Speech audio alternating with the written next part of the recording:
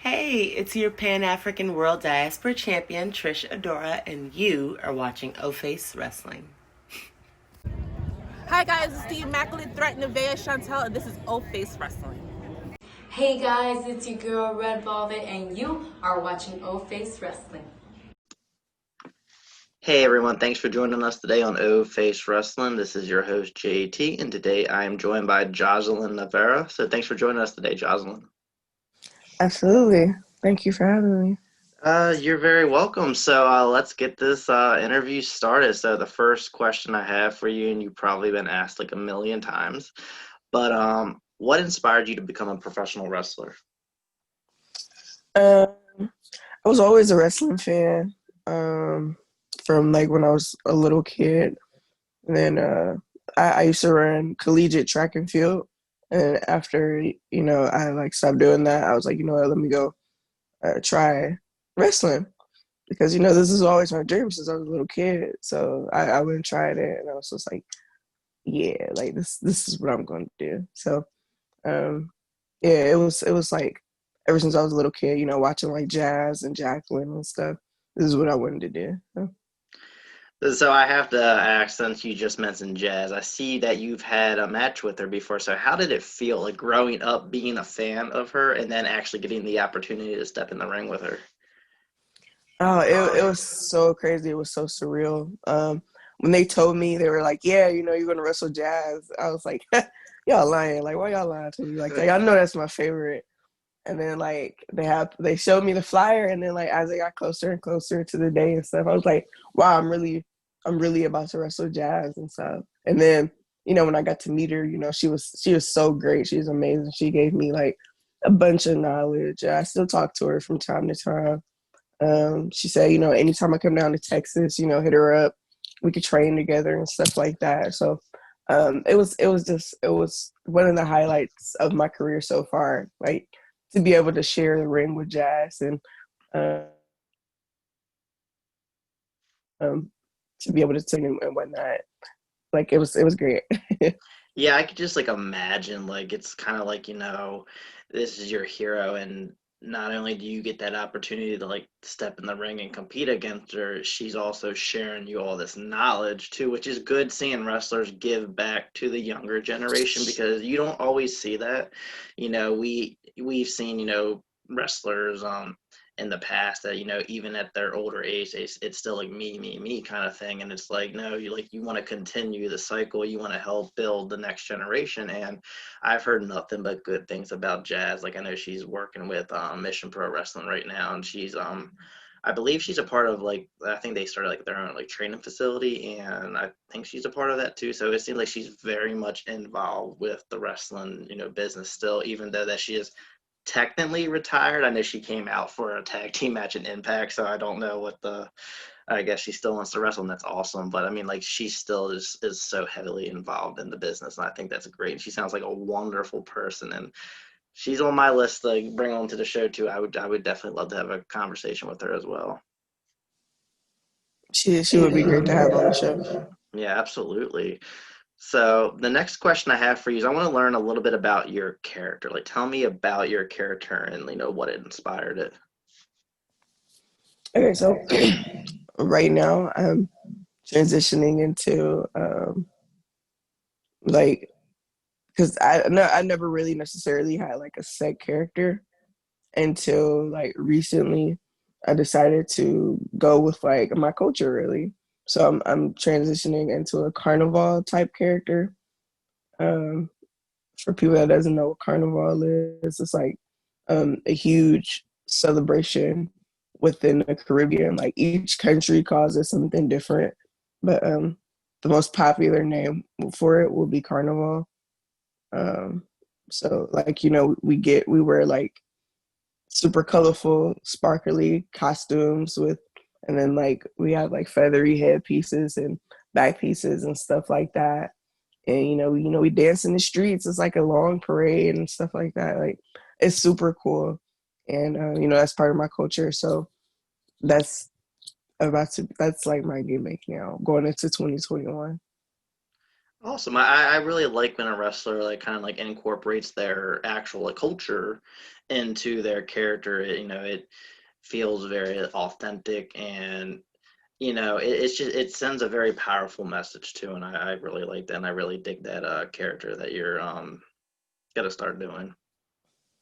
Thank you. You're welcome.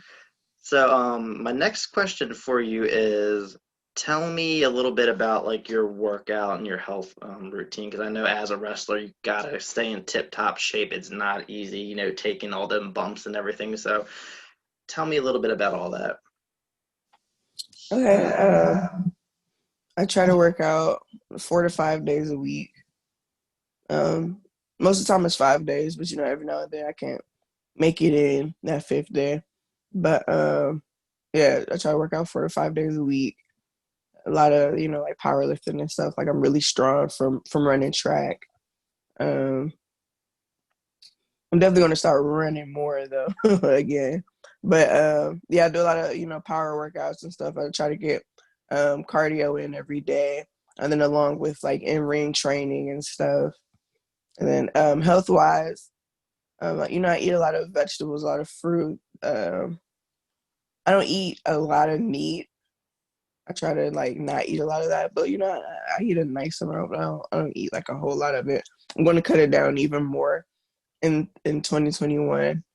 Um, but my only problem like with my diet is like I love pizza, so I eat it like every week, and I shouldn't. And there ain't nothing wrong with pizza. I mean, I know it's not the best thing, but if you're gonna have a cheat meal, might as well be a pizza. Yeah, oh my God, I absolutely love pizza. but but other than that, yeah, like and then I drink a gallon of water every day. Um, I'm trying to be the best I can be so I can be prepared for, anything that comes my way.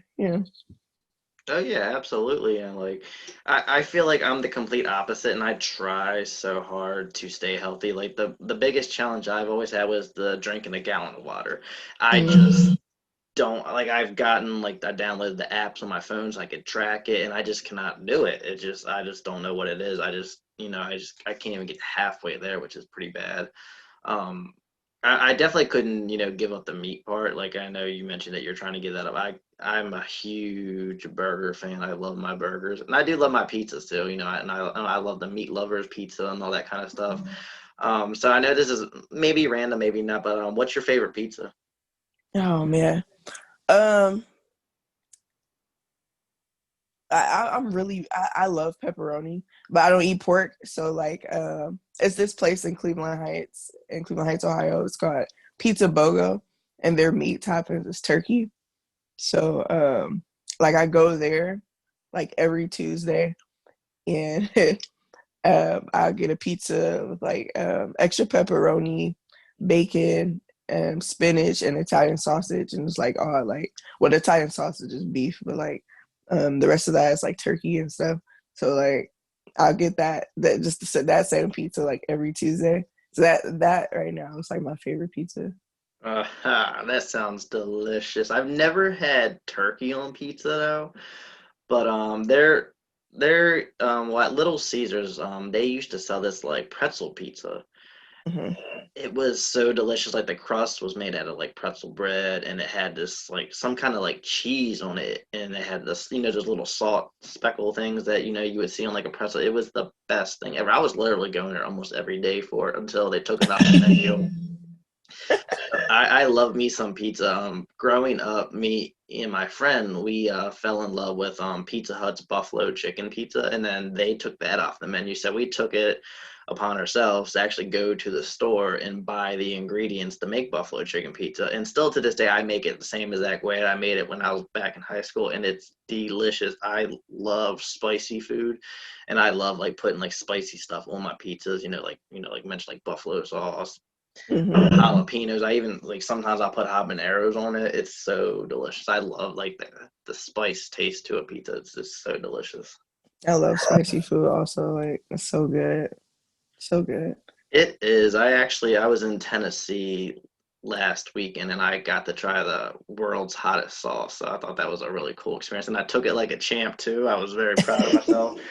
I had to, chase down a thing of water, but other than that, I took it pretty well. I wasn't like crying or suffering like I've seen some other people do on YouTube. Yeah, I'm gonna have to go try that. Yeah, you should have. There was this store. It was called Pepper's Palace. I think that's what it was. It was literally nothing but hot sauce and stuff like that. It was like heaven for me. Pepper Palace. Okay, yeah, I'm gonna write that down because I'm sure they got a website, but I do know that they have, two locations in Tennessee that I know of. I don't know if they're anywhere outside of Tennessee though. all right. All right, so now for my next question. So, what is your favorite and your least favorite thing about being a professional wrestler? Uh, um, my favorite thing about being a wrestler is like the interactions with the fans. Rather like I'm a face or a heel. Like I love interacting with the fans.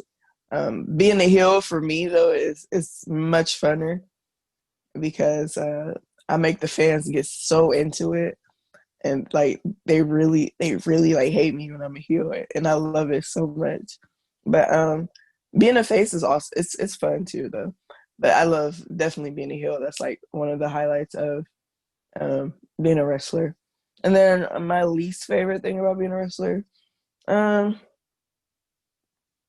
I don't know. I guess it would be like the unnecessary drama that you have to deal with. It's like any other job. It's like, it's real high schooly. Oh yeah, I can imagine that. I mean, I've had wrestlers, on my show that have kind of mentioned, the drama behind the scenes with wrestling, and I mean, I've never gotten any like specific examples, but I know what you mean. Like it's, just like you said, just like any other job, there's always going to be the drama and people you would rather not work with and stuff like that. I mean, that's unfortunately just life, and as far as like you mentioned, like your favorite thing, you love being a heel or a face. I think it has to be fun being a heel because you can literally be an asshole, and you people really can't take it personal because you're just portraying a character. So I think it just kind of gives you an excuse just to let out some rage sometimes, and I think that would be really fun to do. Yeah, but like people definitely take it personal. I'm sure they do, but it's like they technically can. You can still use that excuse. You can say, "Hey, well, I'm just in character. Like, I didn't mean what I said." But I mean, yeah, I totally get it. Like, I've seen, you know, videos on like YouTube and on the internet, all with wrestlers being heels, and I've seen fans really take it pretty personal. I mean, even wrestlers too, like during like some promos I've seen like people get a little upset about some of the things they say, and it's like they're training a character, but I guess I get it. Yeah, I just be like, man, like wow, like I'm playing a character. Like, why are you taking it so personal? Why are you so hurt? So like how does it feel like when you do get that fan interaction and just seeing how excited fans get to meet you, take pictures, get the signed 8x10 stuff like that? It's still like it still feels like so surreal. Like when they come up to you and be like, "Oh, can I have your autograph? Can I take a picture with you? Like you're my favorite." And I just be like, "Me? You want to take a picture with me?" it's so cool because it's like you really like you really like think about it as like they're only gonna do that with like the WWE types, like the super big places. So when you like actually like go and show the show and people want to take pictures with you and talk to you and stuff, it's like, oh man, like I'm really out here doing it. Like this is really my life right now. And then like when you like just like randomly somewhere, like this happened to me like a couple of days ago. Like I was at the gas station.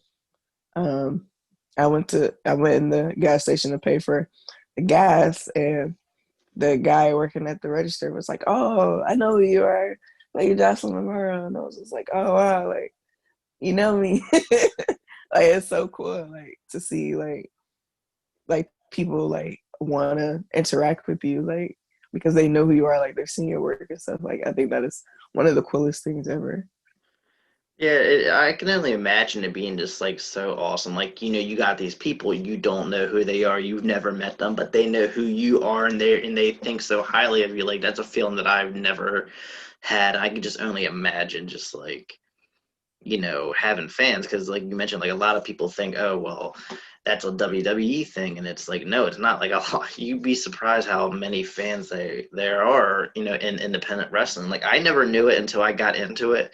I never knew how big it was, how many different promotions, wrestlers. It's crazy. I feel like there's like a promotion like in every city pretty much. I mean, and I know like I live near like the New York, New Jersey area. God, there's like, oh my God! If I don't have enough fingers on my hands to count the promotions they all have. It's crazy how big the independent promotion wrestling is and stuff like that. So I think that's great, and it seems like it's growing even more now with technology. A lot of these companies can now stream online and stuff like that. So it's given more exposure to you all, and I think that's fantastic. I agree. Like the use of technology has us so far out there now, and it's just great. Like I got fans from like Australia, and like I've never been to Australia, so it's like Exactly. Because, like, the thing is, like, back in the day before, all streaming and all that stuff got popular, if you did not live in a certain area, where there's like a specific location, you probably didn't know who those wrestlers were.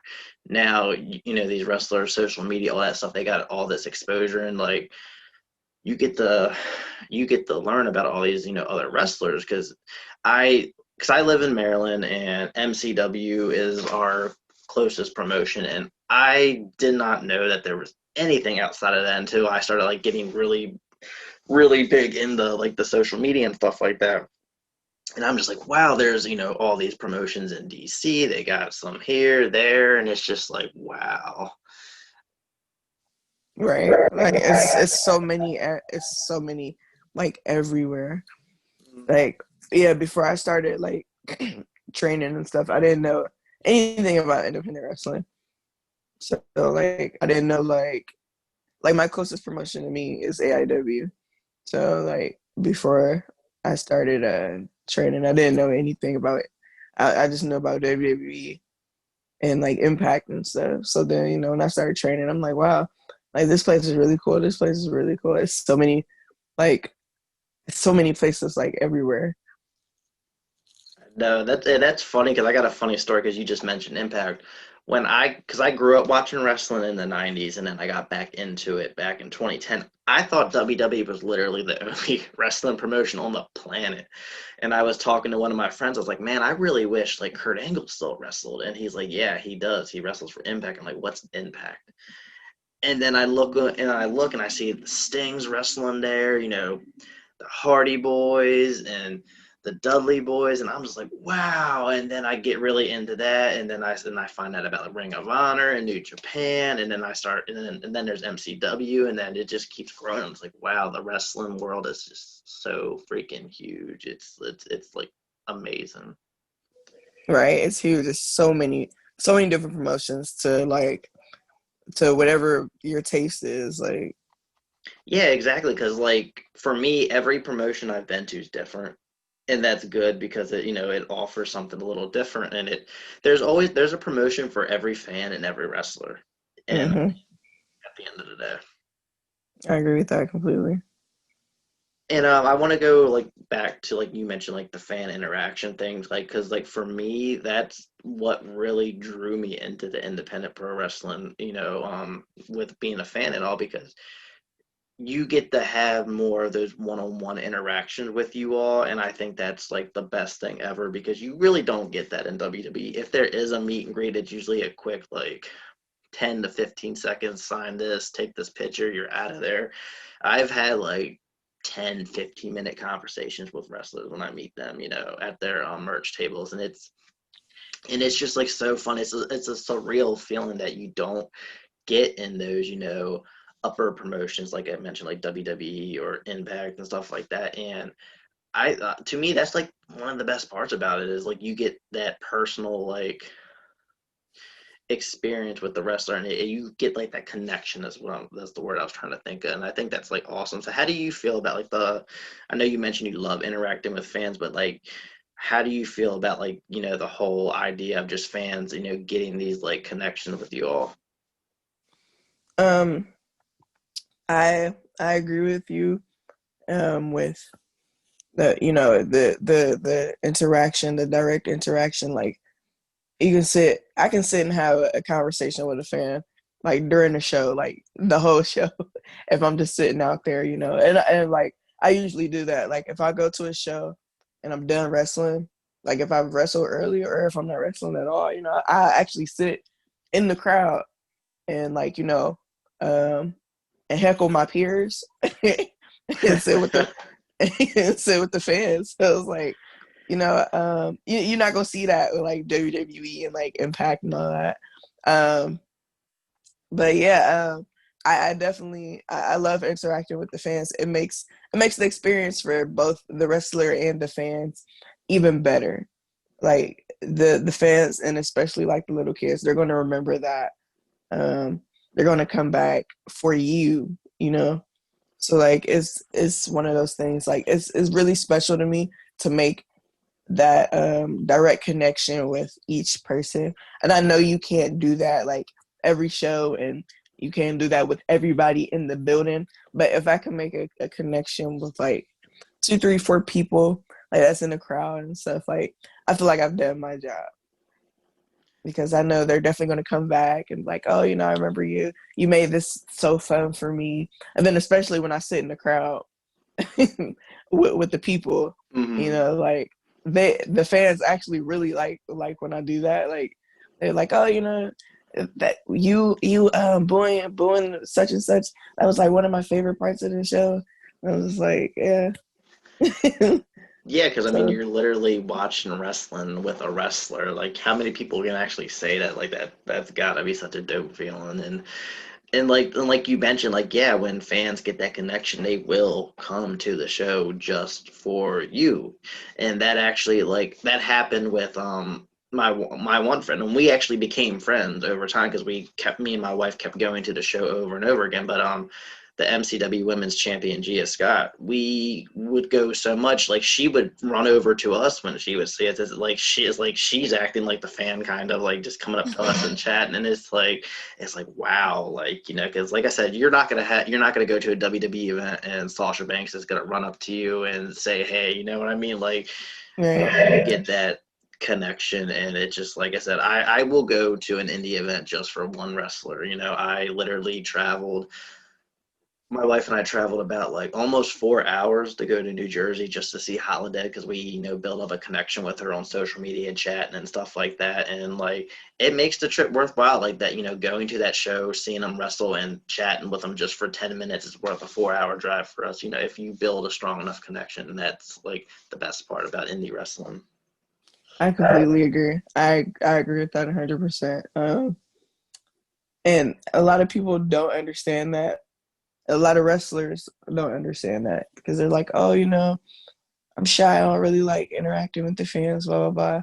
Like, the fans are the bread and butter, though. Yeah, I mean, Hey, the and, fans are they're the ones who are buying the merch and supporting, so it is nice to interact with them. And I do understand also being shy too, because I'm personally very shy in myself, but mhm. I get it. But like you said, the fans are the bread and butter, and they do, they will travel. Like we will travel hours just to see one wrestler or 2 or 3 wrestlers at a show, and it does make our, and it's like the highlight of our days, the actual interaction chatting with them. See? So now my next question. So I have 2 more questions, and you kind of answered them already, but I'm gonna see if I could pull a little bit of something else out there. So I know you like talked about like pizza and all. So my question for you is like, what about you that is non-wrestling related that you would want your fans to know other than pizza? Because we all know that already. um, I love traveling. Like, I know people would be like, oh, well, you travel for wrestling, but like I traveled a lot before I started wrestling. So like I absolutely love traveling. Um, Whether it's domestic or international. Um, Preferably international travel, but I like domestic travel too. And then like on top of that, I'm a nerd. So like when I go places, like um I look at it like two different aspects. Like I would like to go to this place for the relaxing point of it, and then I would like to go to this place for like the learning aspect.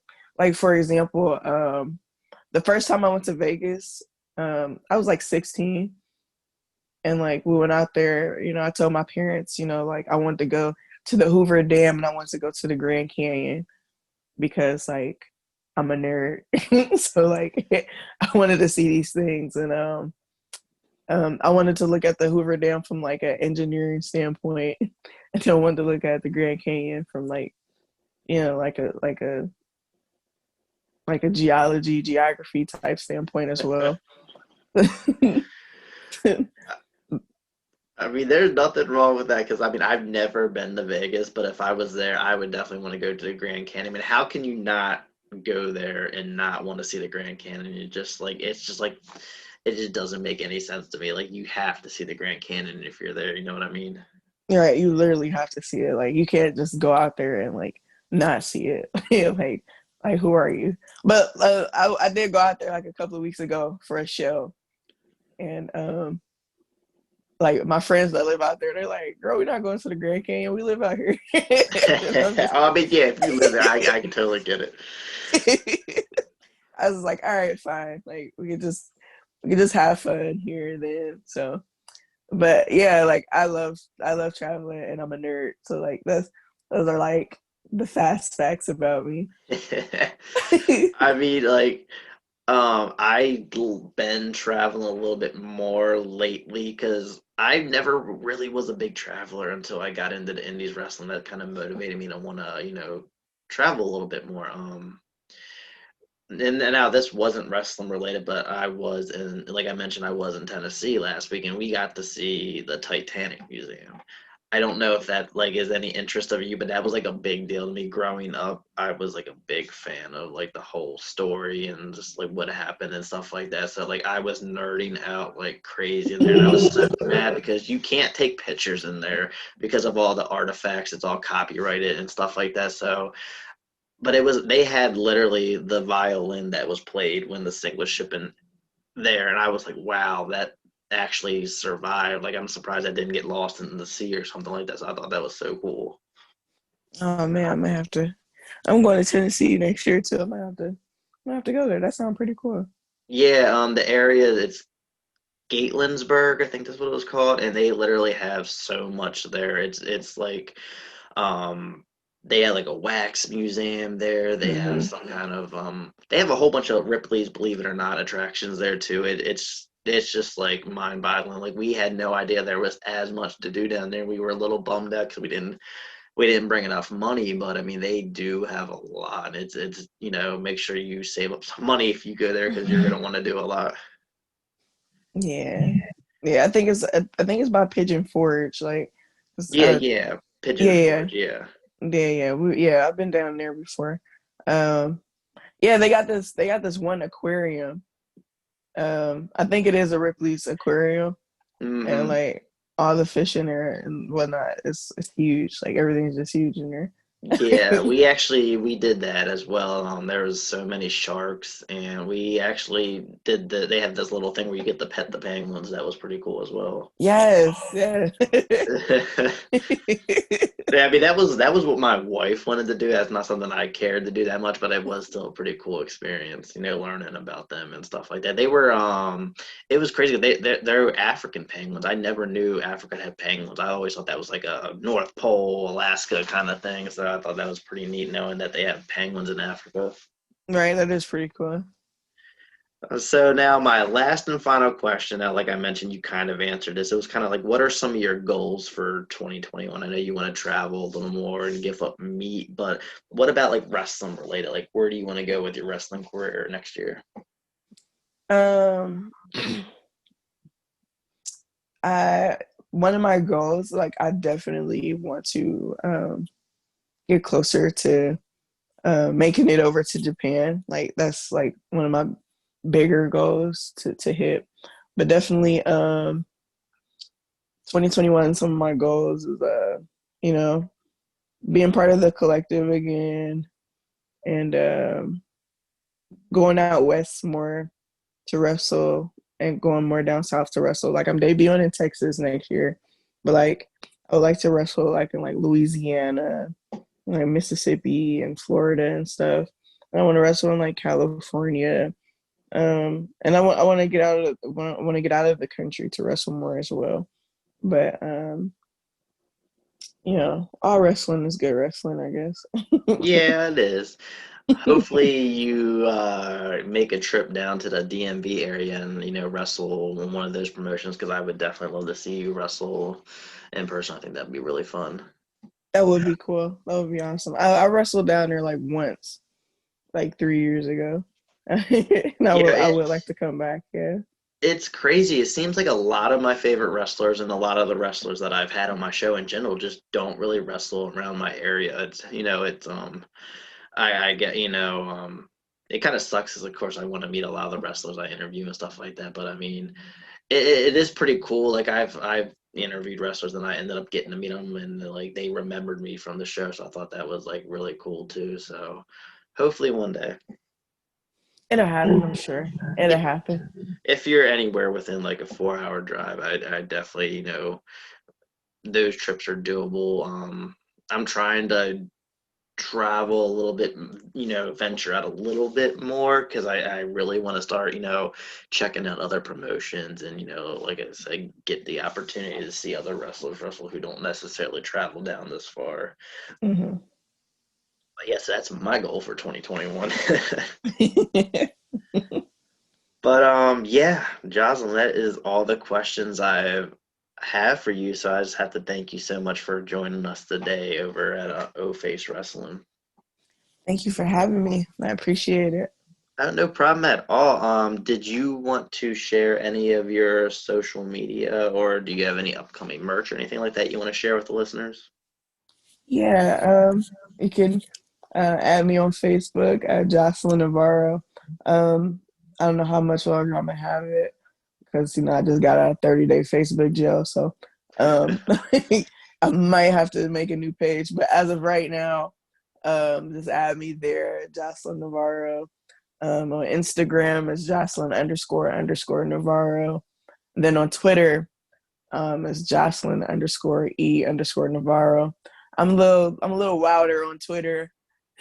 So Yeah, I've that's a noticed heads up. that. So yeah, Heads up there. make sure you follow her on us, all the social media platforms, Facebook, Twitter, Instagram, and then also for us, make sure that you give us a sub on YouTube, follow us on Twitter, Instagram, Facebook, and thank you all for tuning in to O Face Wrestling.